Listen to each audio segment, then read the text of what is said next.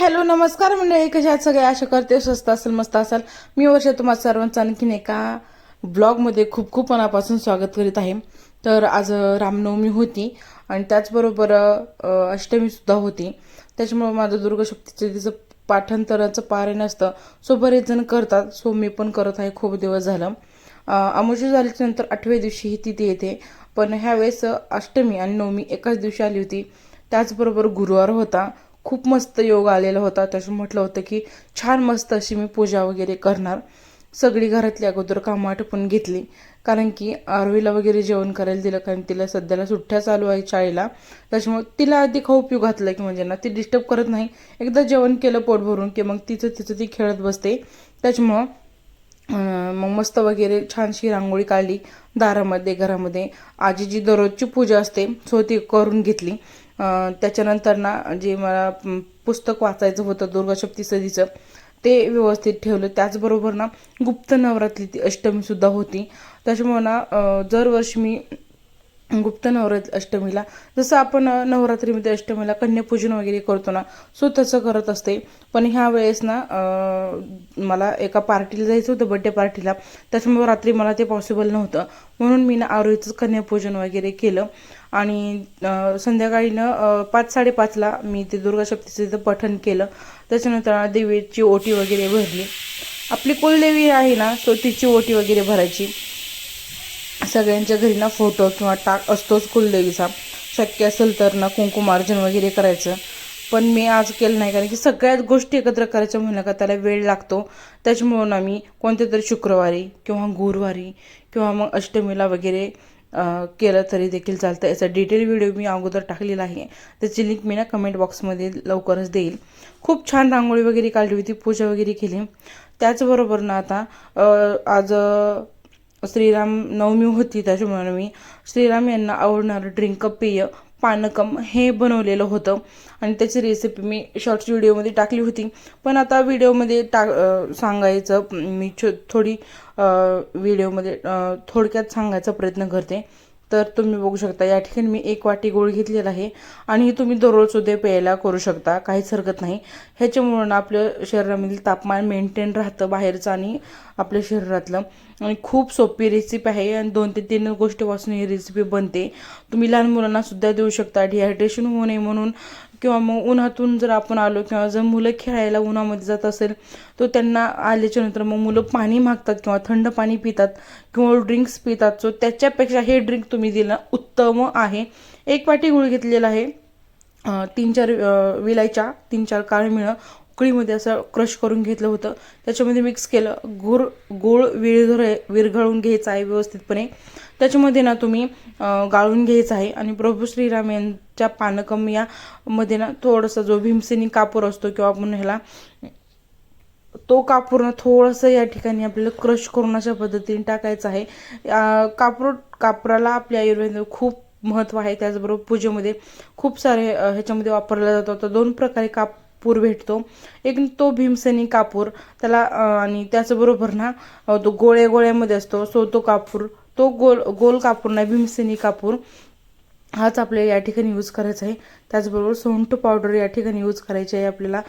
तुळशीची पानं या ठिकाणी यूज करायची आहे. नमक तुम्ही थोडंसं टाकू शकता, आणि जर देवाला दाखवायचं असेल तर नाही टाकलं तरी देखील चालतं.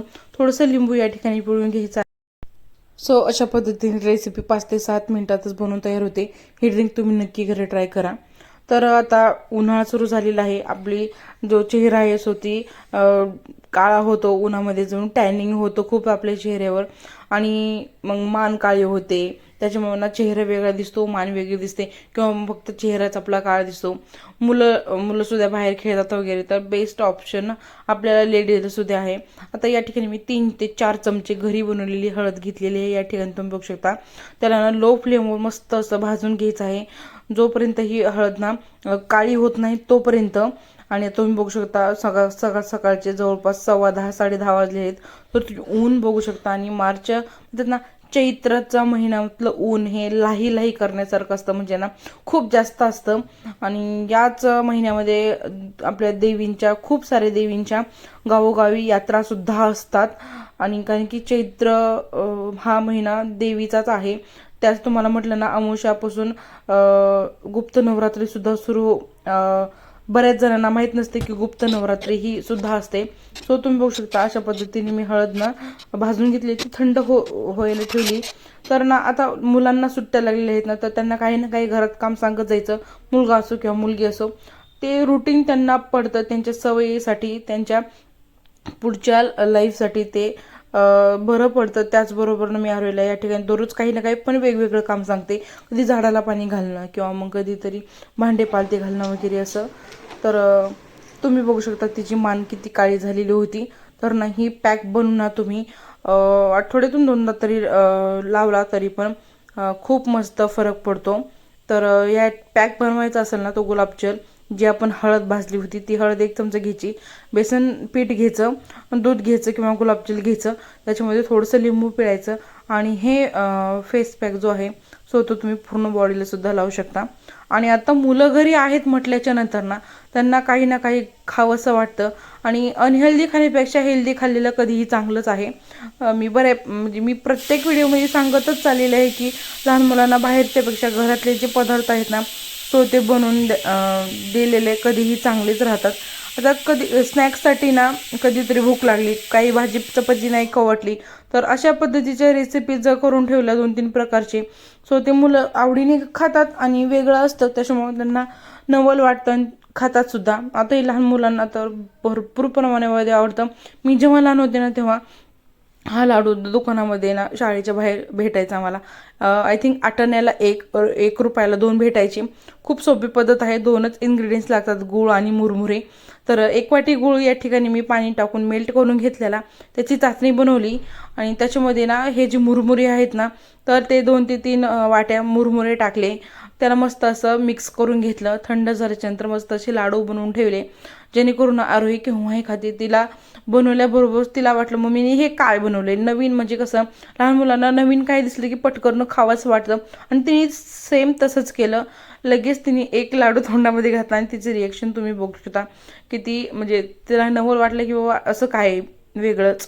त्याच्यामुळं तर तुम्ही ही रेसिपीसुद्धा तुम्ही तुमच्या लहान मुलांना नक्की बनवून ठेवू शकता आणि एकदम हेल्दी आहे. त्याच्यामुळं खूप 8-15 दिवस ही राहू शकतं आणि क्रिस्पी थंड झाल्याच्या नंतर ना ते मुरमुरे कुरकुर लागतात ना, लहान मुलांना वेगळंच काहीतरी नवल वाटतं. आणि तुम्ही बघू शकता वातावरणामध्ये खूप बदल होत आहेत आता सध्याला, त्याच्यामुळे लहान मुलांची खरंच काळजी घेतली पाहिजे. सकाळी ऊन पडते तर संध्याकाळून आभाळ येते. आय होप तुम्हाला आजचा हा व्लॉग आवडला असेल तर प्लीज चॅनलला लाईक करा, शेअर